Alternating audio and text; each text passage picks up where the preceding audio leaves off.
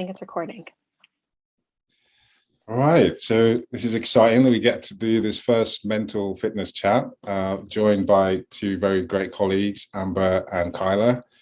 I'm just going to do a little intro to what we're doing. So the video chats I started in 2020 when the pandemic happened, and it was just a way of I started interviewing people who were actually working in the front line, that nurses, doctors, and I was just blown away by how much knowledge they had of how they were kind of dealing with their mental fitness to kind of get through this. And then last year, I also kind of interviewed people in psychology and performance psychology and other areas, and just hearing what they were doing to get through this. So I decided at the start of this year, as we're going 3 years in, to try and just talk to people I work with to kind of say, how was the start of the year for us and what are we doing to, improve our mental fitness. So I'm going to let you guys introduce yourselves. So Kyla, if you want to go first. Wonderful. Thank you so much. I've been looking forward to this. My name is Kyla Holcomb. I'm based out of Denver, Colorado. Work on a similar team as Chinazam, People Insights with Better Up. We are all things helping people thrive personally and professionally through coaching primarily, but we have lots of fun ways we bring behavioral science into that. And personally have an almost 3-year-old and a newly 1-year-old and a husband who's fantastic and wonderful partner, and he's a music teacher. So we have a lot of overlap in our passion around education and psychology, but to the difficulties of the past couple of years, like his experiences have definitely played into our life. Amazing. Hi, everyone. So I am Amber Burkhart. Also work with Chinazam and Kyla here at Better Up, and have loved the experience of being here. I am based in Tulsa, Oklahoma, so in the middle of the country here. And I have 2 little ones as well. So I have 2 little boys, close in age to Kyla. So I have a 3-year-old who I'm going to say is now potty trained. I think I'm going to give him that badge. I know, big congratulations. I promise I won't tell poop stories today. And then I also have a 1.5-year-old who is not potty trained, but is still very lovely. And I also have a husband who actually has been like traveling during the pandemic, and that's been its own set of complexities in terms of like navigating childcare calendars and schedules as we're going through all of that. So excited to dive into the topic today. Thank you for the intros, guys. Yeah, so the common theme is we all have little ones. I've got a 2.5-year-old who is not yet potty trained. It's okay. Yeah, it's still a work in progress. And I do have my wife who's luckily working next door to me here. And I was actually, so why I want to dive in the first question was, the start of this year was like, wow. So in December, I got to go to the UK after the first time for 2.5 years. Got to meet my mom. It was such an amazing, heart-filling experience that she actually got to see my son. But it was definitely challenging for my wife because I'd traveled during the pandemic, but that was the first time. And just watching the panic, and obviously rightly so, of traveling for the first time and having to deal with COVID issues there. And then coming back to this year, it was like January and February just kind of just hit me on the ass, where we'd managed to dodge COVID in the UK, came back here, and then within less than 2 weeks, my son went to daycare and brought it back. So that was the first thing I wanted to jump into, was like, what was the start of the year for you? What were the challenges you faced? And I don't know who wants to go first to share. I'll go first. So I think similar to you, Chinazam, like the end of the year was so fulfilling, right? I felt filled up because I actually got to spend the holidays with my family after not being able to do that the previous year. Got to like take my 2 little boys down to Texas to see my parents. We managed to dodge COVID. Like we had like a scare right before we went down to visit family, and everything like came back negative, and so we were able to continue with our trip. And so I was like looking forward to 2022, right? We hadn't gotten COVID, we were doing good, things were going to be different. And we like, even like the first 2 weeks were like, okay, this feels okay. And then I started seeing people around me get COVID, and I started to have to like prepare myself. I was like, it's coming for us. Like, I know it's probably going to get here. And then it did. And like, man, I feel like we are still trying to recover, like from that, probably that second week of January, even to now, what we're almost through February.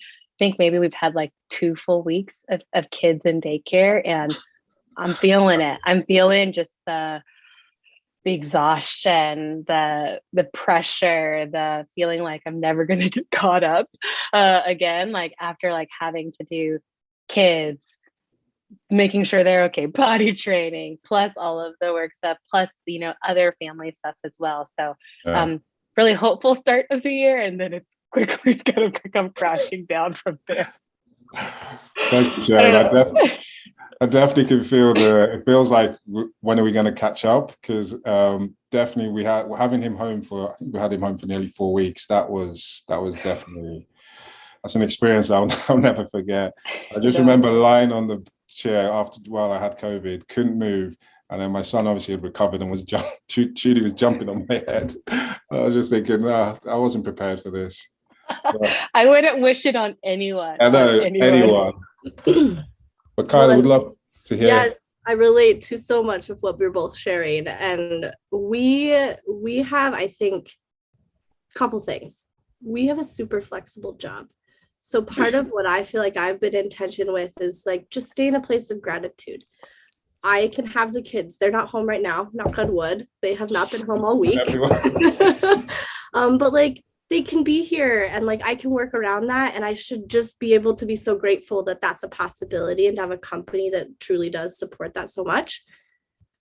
Staying in that place of gratitude has not been easy, and many days I'm like, no, I'm not grateful. I'm mad that like there's still work to be done, and now it has to happen at weird hours, and I still feel relatively new. So like then there's this whole like mindset of like, am I letting my team down? And all of that's just really hard to juggle. And then that topped with, I feel like we have been feeling, especially at the beginning of this year, just like decision fatigue.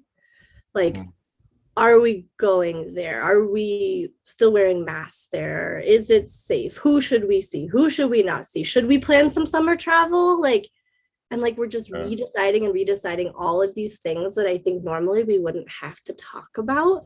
So like you do your whole work day, best case scenario, the kids were at daycare. You come home, make dinner, try to spend some time together. We get them in bed, which we luckily have some pretty good sleepers. But then we're like, husband and I will sit down on the couch just like, well, I want to hang out with you, but I'm so tired. And then the adulting stuff has to fit in there too. So it's definitely felt exhausting. And I'm excited to hear the mental fitness tips that you both have, because I feel like we're here, right? We're doing it, we're laughing, like that's all part of it, but like it's definitely been hard.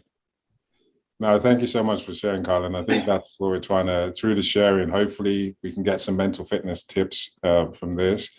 But it has been, the onset is, I thought like the start of this year, like would have a bit more certainty, and January and just February just completely flipped on its head. And it's got to stage now where we have, well, I hope we have a bit of immunity in February. So I was just like, you know what, we're just going out. Yeah, fingers crossed. My doctor brother told me that it doesn't last more than 2 months. So I'm going to try and enjoy as much as possible. But yeah, it has been challenging. And then when you add to like the daycare closing, I just feel like now I actually get so scared to look at my phone, because we have an app where they send you, notice, and like every time I used to look at it before going to bed, and now like I've stopped doing that. It's just like, we'll deal with it in the morning, whatever's happened. Yeah, we'll just. And well, even when they start to get a sniffle that might be totally innocent, you're like, oh. And like, cut that out. Cut it out. they're germy little monsters who like have boogers always that are like maybe scary boogers and maybe not scary boogers. And it's just like, maybe that's parenting in a nutshell, right? Like weighing risk, but this has just made it so much harder. It's so tiring. It just weighs down on you. Like when we go and see my nephew, and every time I'm looking at him thinking, oh, his nose is sniffling, he's coughing a bit. Should we just leave him at the door? So many different decisions that you have to keep making. Amber, I'd love to hear on your mental fitness. What are you finding ways for pivoting and coping with this? I'm saying coping because I'm not going to use the word thriving just yet. I will say that there are definitely times within the past few weeks where I told people I am surviving right now. I am not thriving. And I have to be okay with that. And I think that that's part of it, like being okay, like with this season and that it's not perfect. I would assume that all of us are probably pretty like type A perfectionistic type of individuals. Like that is like we're highly ambitious as well. And so like being in this period of like uncertainty where we like, at least for me, like where I definitely feel like I don't have it all under control. It actually feels like very out of control has been extremely unsettling. And Mm. I have to be okay with that unsettling feeling. One of the big things that I have really tried to commit to, and I'm glad I put this practice into place last year, was like focusing on my physical fitness as well. And so I think that has been a big coping mechanism for me to really like heighten that mental fitness. So being able to have that time away, and it is away from my children, where I get to just like go sweat, go hard in the gym, like maybe even hurt myself a little bit, like in pursuit of just like feeling a different kind of pain. Um, but like that has been so important to me. And I'm a person who does that in the morning. And I feel like it just like kickstarts my day to like have it on the right energy. So like that's like one particular thing that really worked for me in terms of helping maintain my mental fitness was actually like really focusing on my physical fitness as well. I'll say like the one other thing was not in like a misery loves company kind of way, but there was something like very comforting being able to like Slack Kyla or Slack you, Chenazon, to be like, hey, are the kids still home? How are you doing? Like, are we all okay right now? And so, like, we know from our research how important social connection is to like stress management and resilience. And I saw that play out like in real life.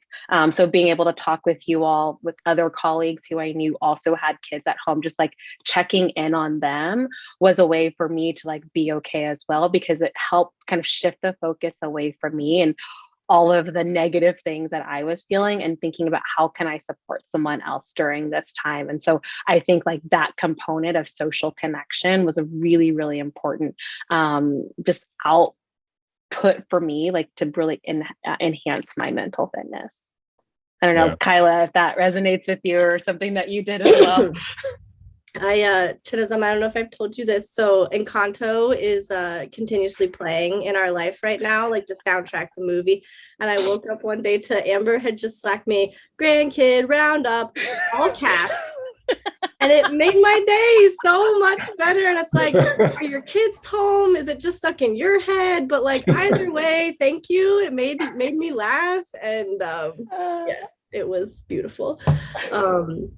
I agree. I think the movement for me, I have kind of a rule with myself, particularly work, that if a meeting gets canceled or shuffled, I get up and at least take a lap around my living room, hopefully a lap around my block, to try to just move. Like we're very desk bound. We have a computer facing job. That's hard. Also really appreciated Whole Brain Child is one of my favorite books that really is like wonderful, not only for kid development, but for my own check of like, how do we balance rigidity with chaos and like get both sides of our brains really integrated? And one of the things they said is like movement helps kids, like it's almost like a switch for their mood. So like not only for my own mental fitness, but when they are just like in a bad spot because they're 2 or 1 or whatever age, like flip them upside down or tickle them or like bop them on the nose or whatever. Like it's kind of amazing. It's not perfect. It doesn't always work. But that like mood switch, I think, has brought playfulness to all of us to just like try to bring more joy, try to like not take myself or them too seriously. And being playful can be exhausting in another way, but most of the time, like I think that's been a good reminder. The last bit I would add, and that I'd love to hear Trinazam yours, is like being mindful of my environment. So like I love candles, bringing like a scent to my day of like, do I want to feel energized or calm? Having my lighting feel comfortable, like all of that sometimes can like be a good recentering. Maybe that's a little woo woo and zen, but I've been more mindful, especially being stuck at home, of like what we're doing with our space. Can I like just add to that for a second? Because I love that you called that out, Kyla, because definitely I remember the time that our kids went back to daycare for the first time, like as I like reset for that, I switched up my office. Like I changed things around to like just like change the aesthetic. Now I like look at a beautiful vase of flowers, like that's on a bookshelf across from me. And so I think there's like very much something to that in terms of like just your environment and how that can shift your mood and give you the energy that you didn't even think that you needed or that would come out of that. So I would just want to plus one that. The kids did come back eventually, so I'm glad I had a new desk set up to keep me happy. Sorry, go ahead, Shinaza. No, you do. You guys have all touched on really great things, and yeah, for me, the social connection was definitely a big one. You know, Amber, you were constantly messaging me when we weren't sure whether how bad the COVID was going to be, and that was a huge thing. And just when Kyla shared, I do remember where we watched Happy Feet, and I just had this song in my. There's a song in there where the guy's teaching the guy how to dance, tippy toes, and I had that playing. I had to share it with Amber because I thought I was going crazy about it, but. We're in the process of moving house. So just to add to all the craziness that was happening, and I've had to be really creative with my son because his night routines just got thrown out the window. So trying to get him to see, he's not a good sleeper. So every night I'm trying to adapt. And so I found these like light projectors, which put stars and moon up. So I come in with him and play with him and lie down. We count the stars and he still cries, but it's helped with helping him go to sleep. So that's really helped me in that really tuning into my son and trying to be playful and change the mood has helped to just, especially with the move, it's definitely helped to just accept that things are just a bit crazy, but each day you kind of get through it. And I've actually learned something about myself. And I used to always love to just go and do crazy exercise. And that was my only way of letting out steam. I did go to boxing today, but I found that I've learned this over the last few years that's not the only way. Like sometimes having a bath really, really helpful, kind of meeting yourself where you are. And me and my wife have really become to understand that sometimes you just need to tag each other and say, okay, you need that time. All right, go off and go and do the boxing or go and do that. So like I got to go and do boxing today. She's going away tomorrow evening. So that having that me time, but learning that it doesn't always have to be like, for me, it's like the hard exercise used to always be that. But some days I went to the golf range. I don't really like golf, but I realized that if I went to the boxing gym, I would not probably come back in one piece and be more tired. So that's definitely been really helpful to get through this period. So I would definitely say the social connection and finding little outlets and ways of coming out of it. Cool. So let's move to the one of what if there's one thing that you'd like to share as we look forward now. You know, the uncertainty is still a little bit there. I'm actually thinking about holidays. I think someone mentioned about can we book holidays? So we booked a cruise. We booked a cruise probably January of just before COVID 2020. And we're having to keep postponing this cruise and postponing it. And now we have to either use it or lose it. So we're going on May the 5th. Not the smartest decision you'd say, but it's kind of like we're just going to make the most of it and go away because you do have to go on holiday. So I was thinking as we look forward now, what's one thing that you'd like to share with everyone of what you're going to do for your mental fitness for the rest of the year? I think the trip, the vacation thing is a big thing. I am not good at like planning time off in advance. I do it like in a very reactive way. Oftentimes it's like, oh man, like I'm tired. I want to go somewhere. Can I do something in 2 weeks? Which doesn't always work. Like we have, very much like changing demands from our internal partners and external partners. And so we have to have a little bit of forethought when we're planning those vacations. So like I have a trip coming up at the end of March with my sisters and my cousins. We're going to go take a girls' beach trip. And I cannot wait. Like I'm so excited. I do a clothes like rental service and I've already started like a list of the things I'm gonna rent for that trip. Like it's just like so fun to have something to like look forward to. And so I think like as I plan that trip, I'm like already starting to think about summer of like, okay, what's that next thing going to be? Because there's so much just excitement and that anticipation and the planning and it gets a little stressful like right before the trip, right? When you're like, oh my gosh, how am I going to get all these things done? It's worth it. It's worth it in the end. And so that's the thing that I'm like looking forward to most. Like that's just this quarter. There's so like this this year has started off really rough, but I'm going to take the perspective that it can only go up from here, right? I love that. Could only And get better. we probably aren't going to get COVID for another 2 months if we get it again. So like, let's like enjoy these next 2 months. And so I'm going to take a really optimistic, maybe it's like overly optimistic, but I'm going to take a really optimistic approach as I think about the rest of 2020. It's going to be good. Two's a good number. Two's my favorite number. So, I'm excited about this. Agree with There you that. go. I was going to actually add, yeah, we've always been book a holiday at the last minute, and then just before we went to the UK, my wife, she's obviously started with a Better Up coach, and she was working with a coach, and she came back to me and said, "I need a holiday to be able to do this," and this came up from my coaching session. So we went to Montego Bay, and we had such an amazing time. First time away without my son. So when she came back, we started a new job, and then she's like, "I have to book a holiday. I have to have something to look forward to. Otherwise, I'm not going to get through." So that's how we booked the cruise. And now we're going into that thing where we just book it. And then when we get to it, we'll work out how we're going to do it. But it does actually help you get through the month. So it's a new thing we started doing. Sorry, Kyle, I jumped in there. No, jump in. I'm so itchy to travel as well. I think we haven't figured out exactly what yet, but we are trying to also plan something. And it's hard when you're like, do we memory make with the kids? Do we go have us time? How do we fit in me time and you time? So, I do think there's something to having that excitement. Uh, When I was thinking about this question, I'm a big journaler. And so continuing to come back to my journal, I've found more recently the things I want to tell my girls, like you can do hard things. Or even like cheesy Daniel Tiger, like when you're so mad that you could roar, take a deep breath and count to 4, right? Like I need to hear that. Like mama needs that almost more than the baby needs that.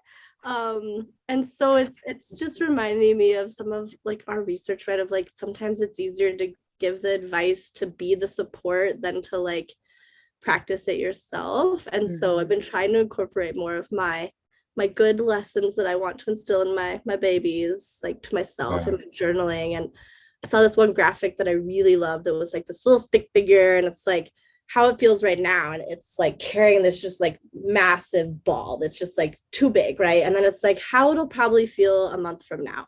And it's like a very like packaged, reasonably sized ball. And then it's like how it'll feel a year from now. And it's like a little like mark on this little figure's heart. And that was just like hit home because like these things are going to stay with us. And in some ways, like I don't want to minimize trauma, but like some of it feels like trauma and like people are grieving. Also, when you're in it, it's really hard to keep in mind that it's temporary. Yeah. And So- the weight usually gets lifted at some point. And so trying to do more of that, like, okay, today's a hard day. Is this hardness going to last for all week?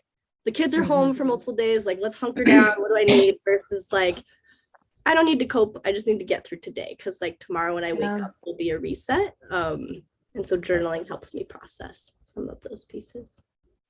I love that, Kyla. It's something that I actually put into place the beginning of this year, like before everything kind of even happened with our family this year, but was just spending some time in the morning and I in scripture. And so just spending time in the morning in the scripture with my coffee, and just like creating that quiet space just to reflect, to prepare for the day. Like I actually think that how the outcome of like just all of the things that we went through at the beginning of the year could have been like way worse if I hadn't had that quiet time. And so I'm glad that I put that practice in place. And there's probably a reason why I like put that practice in place like at the beginning of the year. And I'm so thankful that I did it because it's so important just like for that space just to like quiet all the things in your mind. And it sounds like you do that through journaling. I do it with waking up with coffee, but also just reading as well. And it's just been, I don't know, it's like any day I'm like, oh, I don't feel like getting out of bed and doing this. Like I've done it. What is it? We're probably like 55 days into the year, right? If it's February 25th, like I've done it for 50 plus days. And it's just been like so important for me just to have that quiet space. You know, I've told you this. I envy your morning person energy. It's like, I think a good reminder as we're talking to is like, find what works for you. Like, Yep. I am not centered or doing anything a minute earlier in the morning than I need to. You gotta meet yourself where That's you not are. my time. So I guess too, right? Like comparison is hard. Right. Like take and absorb what feels good, and if it doesn't feel good, like let it go. Try something else. Yeah. I've been well. I kind of made myself a morning person because I kind of found it was the best time to get so much done. Yeah. My wife keeps saying, "Oh, you're a morning person." But I was like, I don't think I was born that way. It just kind of developed, and that's the best time. And this morning, I woke up to start doing some journaling. And at first, I was like, I don't really have anything to write. And then once I started writing, it's like couldn't stop writing. And the big thing that came to me was the inner work that we do, or the inner work day. And I was starting to start looking forward to those, to start using them and really like getting the most out of them. Because it's so easy if you don't think about it, you don't plan it, you're not intentional, you just end up start doing chores. And just before I started a Better Up, I remember Ashley said to me, like, I was trying to like, I was so eager, what can I do? What can she's like, just take yourself for a walk and go and just do whatever you wanted. And I went to a beach near the house and I just spent the whole day at the beach, calling friends I hadn't spoken to. And that day was, I can't tell you how much it filled my tank. So I think this year I'm definitely going to try and bring that on board in work days. I also have to caveat, I am not a morning person. I have to spend time in the morning, so people like me later in the day. I love that. Because I don't know, when people say, "Oh, you're a morning person," I'm like, no. If I don't spend this time in the morning, you're not going to like me for the rest You of the both day. have fooled me. Oh my goodness. Well, that's because you don't see me first thing in the morning. I have some time zone working in my favor that yes. I have to smooth out the edges in the morning. Coffee does a lot of that for me. Oh, this has been so great. Thank you so much, guys, for giving your time on a Friday. And as I said, I just love when we start having conversations, that what comes from it. So this has been amazing. Thank you all. Thank you, guys. Bye.